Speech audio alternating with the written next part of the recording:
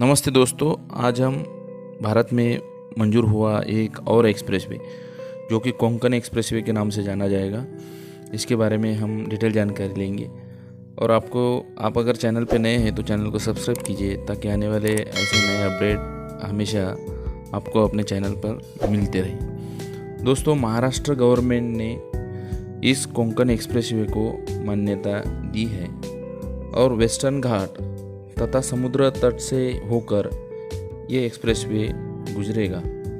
और इस एक्सप्रेसवे की टाइम्स ऑफ इंडिया के अखबार में यह हमें दिखाई दे रहा है कि महाराष्ट्र गवर्नमेंट ने कोंकण एक्सप्रेसवे को मान्यता दी है, जिसका टोटल बजट 70,000 करोड़ रुपए रहने वाला है। दोस्तों, इस एक्सप्रेसवे को महाराष्ट्र राज्य MSRDC द्वारा इसका कार्य पूरा किया जाएगा। हमने पहले देखा कि महाराष्ट्र गवर्नमेंट का जो कि पुणे मुंबई एक्सप्रेसवे पहला भारत का एक्सप्रेसवे था, उसी यानी राज्य गवर्नमेंट के अंतर्गत उसी तरह ये एक्सप्रेसवे रहने वाला है। और मुंबई नागपुर एक्सप्रेसवे जो ग्रीनफील्ड एक्सप्रेसवे है, उसी तरीके का ये कोंकण एक्सप्रेसवे रहेगा, जिसका टोटल खर्चा 70,000 करोड़ रुपए आने वाला है।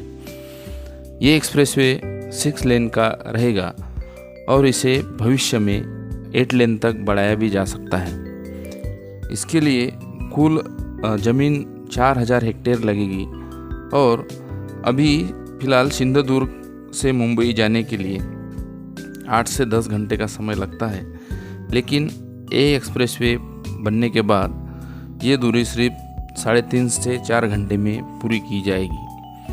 दोस्तों, ये एक्सप्रेसवे मुंबई, रायगढ़, रत्नागिरी, सिंधुदुर्ग इन सभी जिलों का विकास इस एक्सप्रेसवे के द्वारा हो जाएगा और इनमें बेहतर कनेक्टिविटी मिल जाएगी। और इसके ड्रोन एवं लिडार सर्वे के लिए जल्द से जल्द मंजूरात दी जाने वाली है।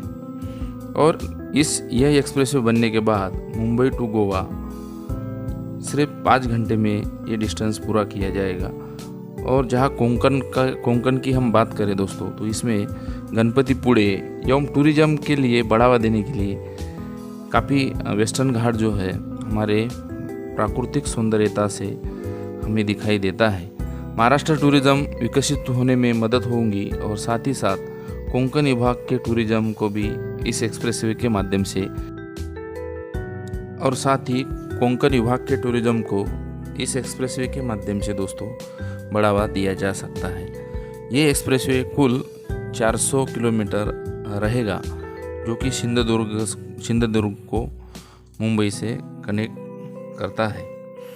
तो दोस्तों, यह एक्सप्रेसवे हम जानते हैं अब कहाँ से कहाँ तक महाराष्ट्र से गुजरेगा, तो इस मैप के द्वारा हम ये देखेंगे। ये एक्सप्रेसवे चिरले से होकर श्रीवर्धन, रत्नागिरी जिले में के हरेश्वर और दाभोळ, गुहागर,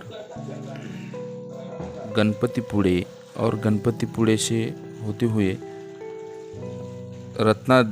रत्नागिरी और रत्नागिरी से सिंधुदुर्ग जिले की पत्रा देवी तक इसका पहला फेज रहने वाला है।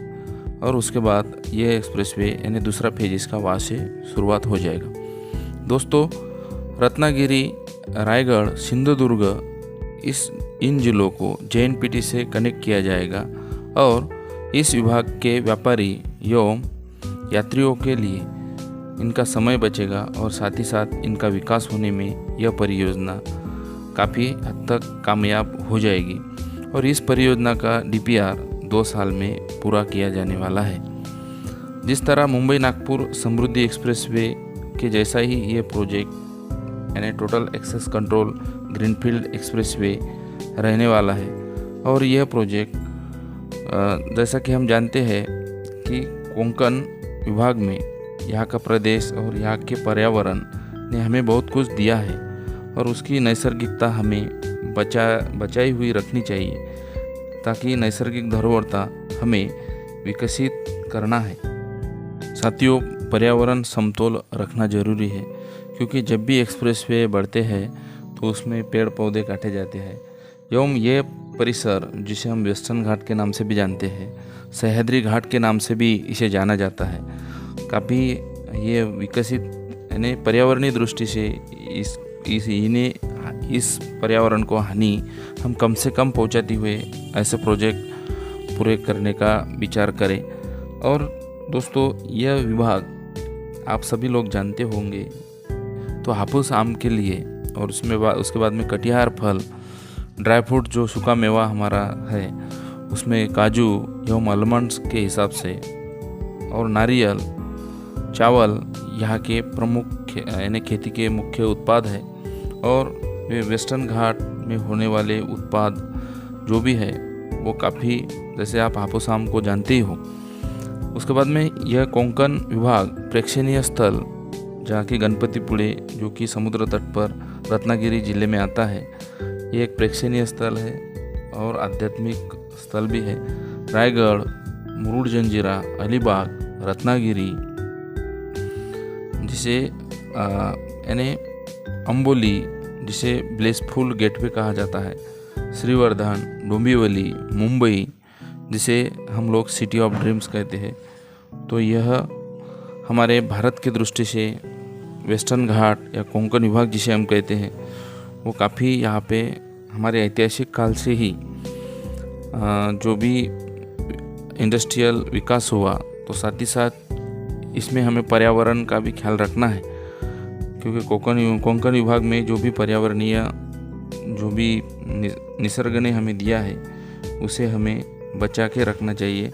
और ऐसे नए प्रोजेक्ट का भी हमें स्वागत यानी करना चाहिए, लेकिन नया प्रोजेक्ट लाते समय हमें पर्यावरण की हानि कम से कम हो जाए, क्योंकि हम महाराष्ट्र के विकास के अंतर्गत महाराष्ट्र में बनने वाली जो भी परियोजना है, जैसे मुंबई नागपुर एक्सप्रेसवे हुआ या मुंबई दिल्ली एक्सप्रेसवे हुआ या अभी सूरत टू चेन्नई एक्सप्रेसवे और नासिक से लेकर पुणे तक जो नई हाई स्पीड रेल कॉरिडोर है, या मुंबई नागपुर बुलेट ट्रेन है, या जालना टू नांदेड़ एक्सप्रेसवे है, तो मुंबई को लेते हुए बहुत से प्रोजेक्ट अभी बनने वाले हैं। लेकिन जैसा कि हम लोग जानते हैं, जो भी नया प्रोजेक्ट आता है उसमें प्रकृति को हम लोग बाधा पहुंचाते हैं। साथ ही साथ इस विभाग में जो भी नदियां है या जो भी पर्यावरण है उसे हमें बचा के रखना चाहिए, एवं पर्यावरणीय जो भी पशु है इनको भी हानि कम से कम पहुँचे। इसी हिसाब से पर्यावरणीय दृष्टिकोण से एवं जो भी हमारे जंगली पशु एवं प्राणी है उनका भी समतोल हमें इस माध्यम से रखना चाहिए, ताकि आने वाली नई पीढ़ी एक अच्छे पर्यावरणीय समतोल में रहे। एवं ऐसे विकसित होने वाले जो भी प्रोजेक्ट है वो भी विकसित होते रहे। साथियों, अगर आपको ये वीडियो पसंद आया तो चैनल सब्सक्राइब कीजिए और अपने दोस्तों के साथ शेयर कीजिए। धन्यवाद।